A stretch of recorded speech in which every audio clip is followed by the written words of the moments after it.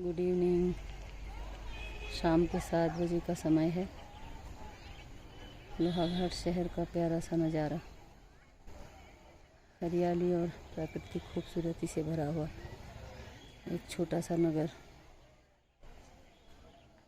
इस नगर की सुंदरता देखते ही बनती है। आसमान हल्का नीला, सफ़ेद बादलों से हल्का फुल्का भरा हुआ। ये जंगल, ये पंचेश्वर की सड़क, ये यहाँ से होते हुए 8-10 किलोमीटर आगे किमतौली नामक जगह से 2 भागों में बढ़ जाती है। दाईं तरफ जाने पर 1.5-2 किलोमीटर में फिर 2 भागों में बढ़ जाती है। ऊपर की तरफ दिगाली चौड़ और रोसाल का क्षेत्र कवर करती है और नीचे की तरफ पुल्ला, चमदेवल, मडलक की तरफ। नीचे की तरफ पंचेश्वर, जहाँ एशिया का दूसरे नंबर का सबसे बड़ा बांध बनना प्रस्तावित है। खूब हरियाली। ये भवल्टा का जंगल। शाम हो रही है, लोग घरों को जाते हुए आते हुए।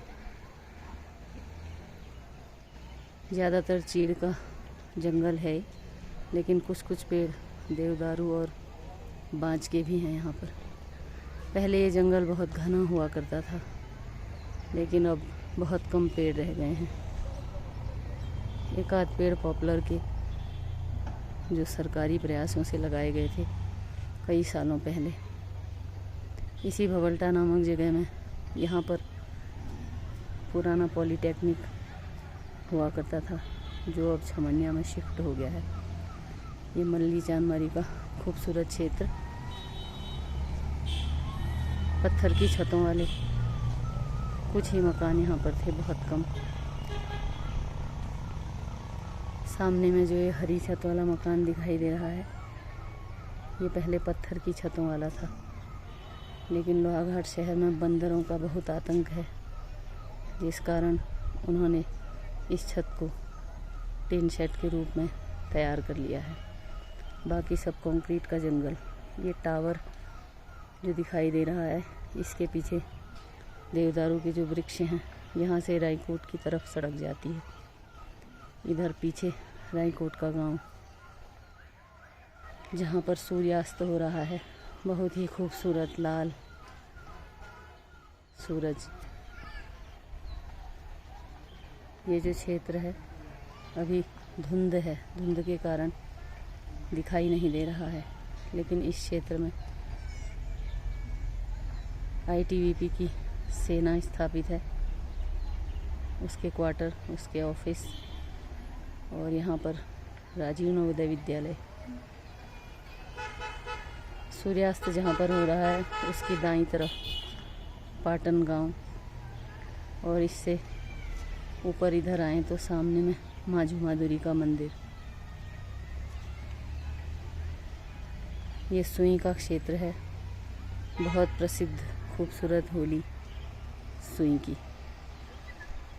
ये लोहाघाट का जीआईसी, इसका नाम बेनीराम पुनेठा राजकीय इंटर कॉलेज लोहाघाट है। बहुत ही खूबसूरत इमारत, इसकी सुंदरता देखते ही बनती है। बहुत बड़ा इंटर कॉलेज, बहुत पुराना इंटर कॉलेज। इन पेड़ों के पास से इसी इंटर कॉलेज का फील्ड है, जहाँ पुराने समय में जब हम छोटे छोटे थे तब फुटबॉल टूर्नामेंट हुआ करता था। उसे देखने के लिए भारी भीड़ लगती थी। हम भी बच्चे थे, बड़े उत्साह से टूर्नामेंट देखने जाया करते थे। और यहाँ पर बहुत पहले से ही, क्योंकि ये लोहाघाट का एकमात्र फील्ड था, यहाँ पर हेलीकॉप्टर जब भी कभी आवश्यकता होती है तो उतरते हैं और यहीं से उड़ान भरते हैं। सामने पहाड़ियाँ, जो एकदम तिरछी पहाड़ी दिखाई दे रही है, ये बाणासुर का किला है। बहुत दर्शनीय जगह, यहाँ से बहुत अच्छा सा नज़ारा दिखाई देता है। और उसके सामने वाली पहाड़ी में टावर के आसपास कोली ढेक नाम का एक गांव, यहाँ पर झील भी प्रस्तावित है, उसका निर्माण कार्य शुरू हो गया है। उधर दूर पहाड़ियों में बिसंग गांव, 20 गांव संग संग होने के कारण इसे बिसंग कहा जाता है। पीछे खेती खान और उससे आगे यहीं से सड़क जाती हुई बहुत आगे पाटी देवी धुरा की तरफ, बहुत दूर दूर तक फैला हुआ इलाका। ये फोर्ती का गांव दूर पहाड़ी में जो दिखाई दे रहा है, और ये जो नीचे बस्ती दिखाई दे रही है ये तल्ली चांदमारी। बहुत सारे मकान यहाँ भी बन चुके हैं। अब लोग गांव से पलायन करके सब शहरों में बस चुके हैं। ये फोर्ती का गांव, वो जो पेड़ों का झुरमुट दिखाई दे रहा है ये फोर्ती गांव वालों का मंदिर है। यहाँ बहुत ही खूबसूरत होली का यहाँ पर आयोजन होता है। मुझे भी अवसर मिला है। सामने दूर पहाड़ी पर सफ़ेद दिखाई दे रहा है शिव मंदिर, और उसके ऊपर से ही सड़क जा रही है। इस मंदिर के ऊपर जो पहाड़ी दिखाई दे रही है उसके पीछे मायावती का क्षेत्र, मायावती व आश्रम लोहाघाट का एक दर्शनीय स्थल। वहाँ जाकर बहुत शांति का अनुभव होता है। स्वामी विवेकानंद जी ने भी यहाँ प्रवास किया था। मायावती की पहाड़ी अत्यधिक ठंड होने पर बर्फ़बारी की जब भी संभावना बनती है, सबसे पहले इस पहाड़ी पर बर्फ़बारी हो जाती है। नीचे इन देवदारों के वृक्षों से ऊपर जो दूर पहाड़ी में मकान दिखाई दे रहे हैं, ये बनी गांव का क्षेत्र। इस सड़क से जाते हुए कुदरती सौंदर्य का पूरा आनंद प्राप्त होता है। और ये जो देवदारू के वृक्ष दिखाई दे रहे हैं, इनके पीछे लोहाघाट की आदर्श कॉलोनी, और पूरा नीचे से लेकर ऊपर तक लोहाघाट की खड़ी बाज़ार, बहुत ही समृद्ध बाज़ार, जहाँ पर आवश्यकता का हर सामान उपलब्ध रहता है। ये जो पहाड़ी ख़त्म हो रही है, इसके पीछे बलाई नामक गांव, और उसके पीछे वाली पहाड़ी मानेश्वर की पहाड़ी। यहाँ पर मानेश्वर महादेव यानी भगवान शिव का प्रसिद्ध मंदिर। मानेश्वर में जो ये जगह है, जहाँ पर दो पहाड़ियों के बीच में खाली स्थान सा नज़र आ रहा है, यहाँ पर से चंपावत शहर का बहुत खूबसूरत दृश्य दिखाई देता है।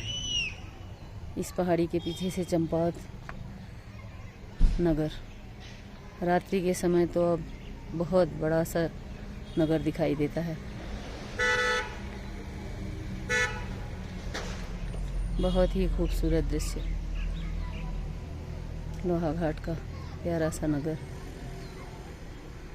इस नगर की ये कुदरती खूबसूरती ईश्वर हमेशा बनाए रखें। ये मेरी जन्मभूमि है, मेरी मातृभूमि, और अब मेरी कर्मभूमि भी है। ये जो सड़क जा रही है, इसी सड़क से आगे जाकर किमतौली से 3 किलोमीटर नीचे मेरा विद्यालय है। इस बार बरसात समय से पहले होती रही, इस वजह से काफ़ी हरियाली, बहुत प्यारा सा नज़ारा। कुदरती सौंदर्य का तो कहना ही क्या, ईश्वर इस सौंदर्य को बनाए रखें। ये हमारे घर के सामने ही पाथर की छत वाला बहुत पुराना मकान, और ये सामने मेरी मम्मी लोगों का मकान। हमारे मम्मी पापा लोग इसी मकान में रहते हैं। ये हमारे मम्मी पापा लोगों की गौशाला। मैं मम्मी पापा लोगों के नए मकान की छत से ये वीडियो बना रही हूँ। ये गाड़ियाँ, ये हमारे मम्मी पापा लोगों की कार पार्किंग की जगह। यहाँ पर लोगों को कार रखने की सुविधा मिलती है। बहुत ही अनुपम दृश्य। सुबह और शाम के वक्त बड़ा ही प्यारा नज़ारा दिखाई देता है। बहुत ही खूबसूरत सूर्यास्त हो चुका है। बहुत सुंदर सा नज़ारा। ये हमारा प्यारा गुन्नू। हेलो गुन्नू। हरियाली, बहुत बहुत खूबसूरत।